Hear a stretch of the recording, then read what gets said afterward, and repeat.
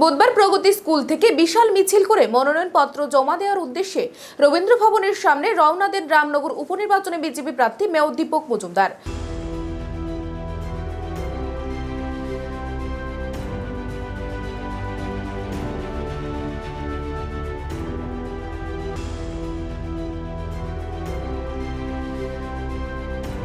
প্রসঙ্গত উল্লেখ্য যে এলাকার জনপ্রিয় বিধায়ক সুরজিৎ দত্তের অকাল প্রয়াণে রামনগর কেন্দ্রে উপনির্বাচন অনুষ্ঠিত হতে যাচ্ছে। সুরজিৎ দত্ত প্রয়াণের পর বেঙ্গালুরু নিবাসী ওনার মেয়ের কাছে চলে যায় ওনার অসুস্থ স্ত্রী।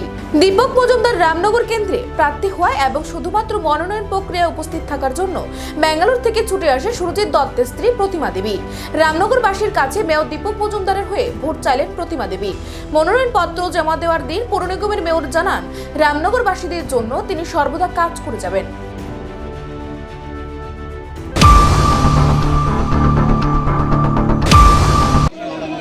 খুবই ভালো লাগছে।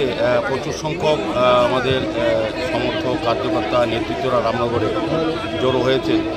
এটাতে বোঝা যায় যে রামনগরে মানুষ খুব উৎসাহিত এবং আমি বলবো আমার দিক থেকে যদি বলি যে আমাদের তারা কিন্তু প্রার্থী হিসেবে তারা মেনে নিয়েছেন, গ্রহণ করেছে।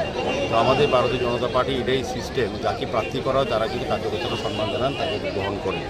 তো রামনগরবাসীর কাছে আমার প্রত্যাশা থাকবে, আমাকে তারা আশীর্বাদ করবেন, কাজ করার সুযোগ দেবেন। আমি রামনগরের জন্য, রামনগর উন্নয়নের জন্য আমাদের সরকারের যে চিন্তাভাবনা, কেন্দ্রীয় সরকার মোদীজির সরকার তার যে চিন্তাভাবনা এবং ডক্টর মানিক সানির যে সরকার চলছে তার যে চিন্তাভাবনার সামনে বিষয়কে সামনে রেখে রামনগর উন্নয়নে কাজ করবে।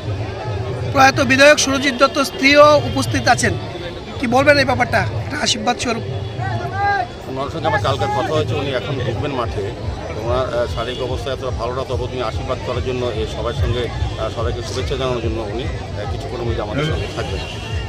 তো আমার খুব ভালো লাগছে যে সুরজিৎ দত্ত নেই, ওনার অকাল পয়েন্টে আমরা অত্যন্ত ওনাকে আমরা মিস করছি। রামনগরবাসী, রামনগর উনি অনেক কাজ করেছেন।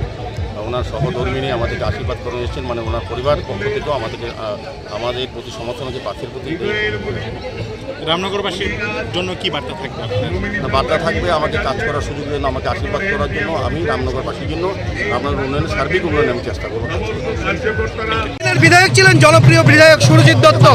সুরজিৎ দত্ত প্রয়াণে উপনির্বাচন ও প্রার্থী হয়েছে মেয়র দীপক মজুমদার, কি বলবেন এ ব্যাপারে আপনি? প্রার্থী হয়েছেন মেয়র দীপক মজুমদার, আশা করি সুরজিৎ দত্ত মধ্যেই কাজ করবেন। আমাদের এলাকাবাসী যাতে খুশি থাকে সেরকম আপনি অসুস্থ, আপনি ছুটে এসেছেন ওনার মনোনয়নপত্র দাখিলে।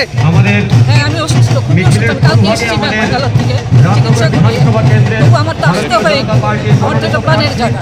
আপনি রামনগর ভোটারদের উদ্দেশ্যে কি বলবেন? রামনগর উদ্দেশ্য এটাই বলবো যে তোমরা সবাই উনিকে পেয়েছো, উনিকের সঙ্গে হাত মিলিয়ে কাজ করো আর সবাই ভালো থেকো, এলাকাটা সুস্থ রেখো। Thank you.